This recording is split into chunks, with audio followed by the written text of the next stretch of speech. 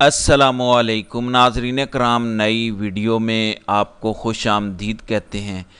असल बयानिया अब सामने आ गया है। ताकतवरों का गठजोड़ नवाज़ शरीफ की मुर्दा सियासत को ज़िंदा करने और इमरान खान को नीचे लाने के लिए सामने आ चुका है, बेनकाब हो चुका है।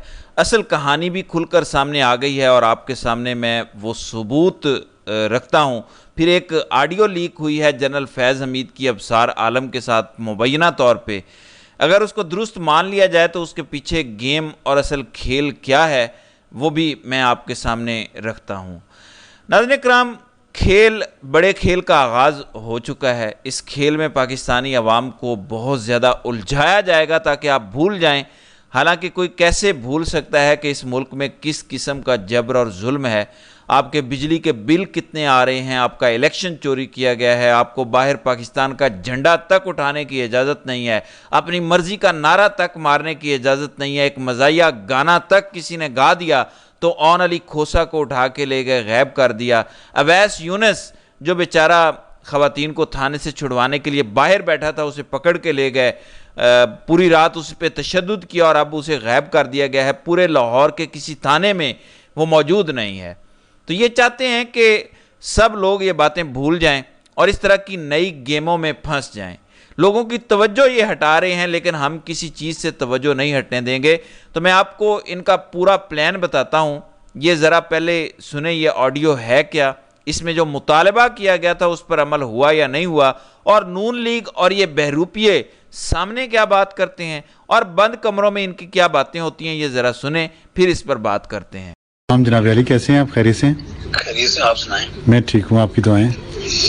आप हमें बिल्कुल लिफ्ट नहीं कराते हैं, पता नहीं क्या चक्कर है। कमाल, पूरी कोशिश कर चुके हैं। कमाल करते हैं, सारी लिफ्ट आपके लिए। नहीं सही बता रहा हूं, मैं तो गिला कर रहा हूं। अच्छा, गिला कर रहे हैं? नहीं, कि क्या हुआ ऐसा? चलो, मैं वो ब्रिगेडियर साहब है हमारा, मैं उसको भेजूंगा। एक काम है, उनको 2 पुराने चैनल का लाइसेंस हमने उसको किया था, बेचे थे, तो उनको वो लाइसेंस फंसे हुए हैं। वो तो जरा आप एक स्पेशल मेहरबानी करवा दें। कौन से वाले? वो आएगा, आपको डिटेल मुझे भी नहीं पता, वो बताएगा आपको। अच्छा, मुझे तो आपने पहले कभी नहीं इसका कुछ कहा।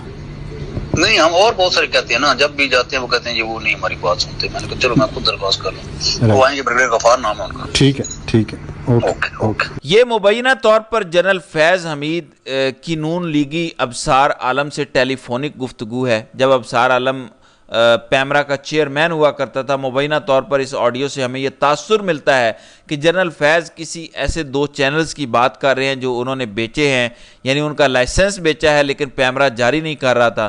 तो फिर उन्होंने पहले लोगों को भेजा, जब नई बात मानी गई तो फिर उन्होंने खुद कॉल की, तो आगे से बड़ी ताबेदाराना गुफ्तगू की गई। ये वो लोग हैं जो कहते हैं कि हम तो डट जाते हैं, हम तो बात ही नहीं मानते थे। लेकिन नाजरीन, फिर एक नोटिफिकेशन हमें नज़र आ रहा है 2017 का, उसमें लिखा हुआ है पैमरा अथॉरिटी ने इंटरटेनमेंट प्राइवेट लिमिटेड की जानिब से वाइड चिल्ड्रन और स्पोर्ट्स कैटेगरीज में 2 गैर मुल्की नशरियाती टीवी चैनल्स ड्रीम वर्क्स और दूसरा फाइट स्पोर्ट्स के नशरियाती हुकूक की दरख्वास्त मंजूर कर ली है। ये इन 2 चैनल्स की दरख्वास्त चेयरमैन पैमरा ने मंजूर की थी मुबैना तौर पर। यह कॉल उन्हीं चैनल्स के हवाले से थी। नवाज शरीफ तो कहता था कि हम बड़े इनकलाबी हैं, तो ये इनका इनकलाब पड़ा है। ये कहते थे इमरान खान के दौर में मुदाखलत है, हम तो कभी मुदाखलत होने ही नहीं देते थे, हम तो कोई बात ही नहीं मानते थे। एक कॉल पे जिसमें सिर्फ कहा गया कि हम आपको रिक्वेस्ट कर रहे हैं, धमकी नहीं दी गई, कहा गया कि मैंने सोचा आपको खुद कॉल करके रिक्वेस्ट कर दूं। तब जनरल फैज़ हमीद DGISI नहीं थे, DGC थे। ये वो ओहदा है जैसा अभी जनरल फैसल नसीर का है। तो सिर्फ एक रिक्वेस्ट करते हैं कॉल पे और आगे से सब ढेर हो जाते हैं। अब ये है इनका टोटल इनकलाब। लेकिन इसके पसे पर्दा जो कहानी है वो समझ लें। बज़ाहिर कराइन और आसार ये नज़र आ रहे हैं कि जनरल फैज़ की मज़ीद ऑडियोज़ लीक की जाएंगी। शुरुआत नून लीग से इसलिए की गई है ताकि फ़ौरन PTI वाले भंगड़े डालें और कहें कि देखा नून लीग फंस गई है, इनके अपने लोग इनके साथ मिले हुए थे। इसके बाद एक सिलसिला शुरू होगा, ऐसी ऑडियोज़ आएंगी जिसमें PTI के हवाले से बातचीत होगी और कुछ ऐसा बयानिया बनाने की कोशिश की जाएगी। अब क्योंकि जनरल फैज़ इनकी तहवील में है, ये जो वीडियो है हो सकता है कि ये अपनी तहवील में इन्होंने अभी रिकॉर्ड की हो, मुझे क्या पता ये कब की ऑडियो है, क्या कोई इस पर तारीख लिखी हुई है। इसी तरह जो मुस्तकबिल में ऑडियोज़ आएंगी, हम कैसे जान लें कि जो आपकी तहवील में है आप अभी रिकॉर्ड नहीं कर रहे उन्हें मजबूर करके, क्योंकि देखें आप तो बंदे को नंगा करके ईंटें लटका देते हैं, करंट लगाते हैं, तो जो आप कहेंगे वो बंदा करेगा। और जो बंदा खुद ये काम करता रहा है सारी जिंदगी, ISI में 6-7 साल जिसने गुजारे हैं, उसे तो पता है कि आप टॉर्चर में किस हद तक जाते हैं। जो मर्जी करवा लो, वो तो टॉर्चर की नौबत भी नहीं आने देगा, वो तो पहले ही कहेगा जो आप कहते हैं मैं करने को तैयार हूं।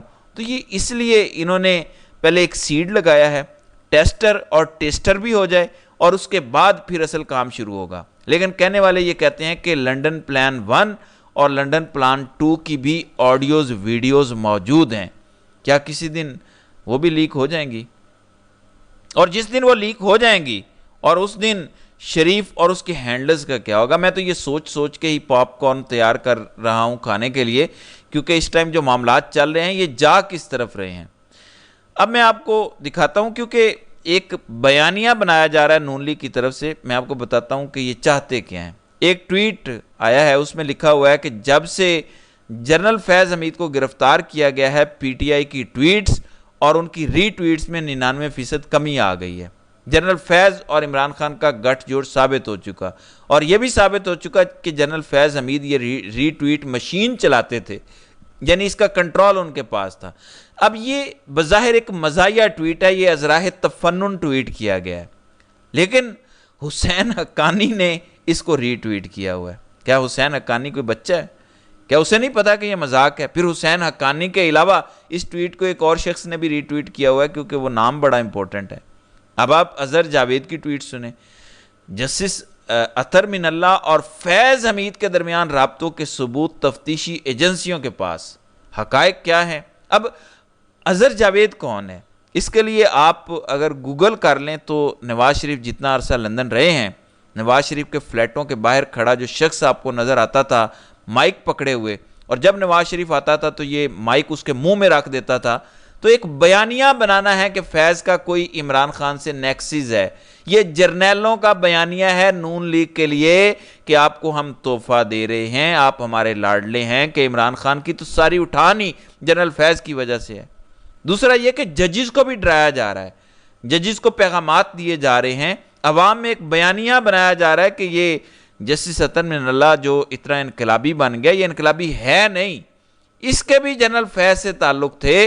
फिर एक और बयानिया भी बनाया जा रहा है कि ये जो ट्रिब्यूनल्स हैं फॉर्म 45 और 47 को जो खंगालेंगे, जो पंजाब में एक्टिव हो सकते हैं, इस्लामाबाद वाले भी कभी ना कभी एक्टिव उन्होंने भी होना है, उसको भी इन्फ्लुएंस करने की कोशिश की जनरल फैज़ हमीद ने। तो इस तरह मुतनाज़िया बनाया जाएगा ताकि ट्रिब्यूनल्स में जो जज जस्टिस आलिया नीलम ने भी लगा दिए हैं उसको मुतनाज़िया बना के तब्दील करवाया जा सके। तो ये खेल है।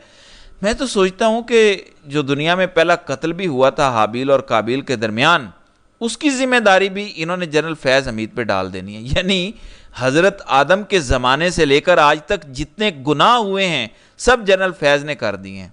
कहते हैं वो ट्रिब्यूनल पे भी असरअंदाज हो रहा था इलेक्शन में, वो 2024 के इलेक्शन में नताइज पे भी असरअंदाज होने की कोशिश कर रहा था, वो इमरान खान के साथ भी पैगाम रसानी कर रहा था।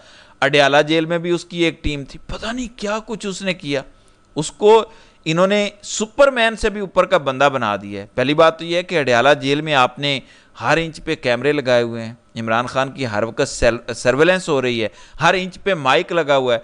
अगर इमरान खान के कोई फैज़ से राब्ते थे या कोई पैगाम रसानी थी तो आप वो ऑडियो लीक कर दें। इसमें फैज़ को गिरफ्तार करने की ज़रूरत ही नहीं थी, पहले ही आप वो ऑडियो लीक कर दे, पता चल जाता। कोई चीज़ इनसे छुप के नहीं हो सकती। अडयाला जेल को एक कर्नल साहब कंट्रोल करते हैं, अब ISI का कर्नल कंट्रोल कर रहा है अडयाला जेल को। हर इंच पे आपने कैमरा लगाया हुआ है, हर जगह पे आपने माइक लगाया हुआ है, और आप कहते हैं कि इमरान खान खुफिया राब्ते में थे। सुपरिटेंडेंट मोहम्मद अकरम इमरान खान के लिए पैगाम रसानी करता था, तो वो कैसे करता था? इमरान खान उससे कैसे खुफिया गुफ्तगू करते थे? पेन तक इमरान खान तक ले जाने की इजाज़त नहीं है, तो इमरान खान कैसे खुफिया पैगाम रसानी करते थे, ज़रा हमें भी तो बताएं। तो ये है सारा बयानिया, शोर है, और ताकतवर इतना डरे हुए हैं कि ये इमरान खान का मिलिट्री कोर्ट ट्रायल चाहते हैं। किसी की बहुत ख्वाहिश है कि इमरान खान को हथकड़ियों में लगा हुआ अपने सामने खड़ा देखूं और उसकी आंखों में मुझे खौफ नजर आए। नाज़रीन किराम, ज़ियाउल हक भी डर गया था भुट्टो से कि ये अगर बाहर आ गया तो ये मुझे छोड़ेगा नहीं। आज के दौर का ज़ियाउल हक भी इमरान खान से डरा हुआ है कि वो बाहर आ गया तो ये मुझे छोड़ेगा नहीं, ये मुझे लटका देगा। इसी वजह से मुझे खौफ है कि ये कोई नाज़रीन इकराम ऐसा कदम ना उठा दें जिससे इमरान खान की जान चली जाए। इमरान खान की जान बहुत कीमती है जो इस वक्त ख़तरे में है। बहरहाल देखते हैं कि आगे आगे चलकर ये करते क्या हैं। तो नाज़रीन इकराम, आपकी इस वीडियो के हवाले से क्या राय है? आप अपनी राय का इजहार कमेंट सेक्शन में ज़रूर कीजिएगा।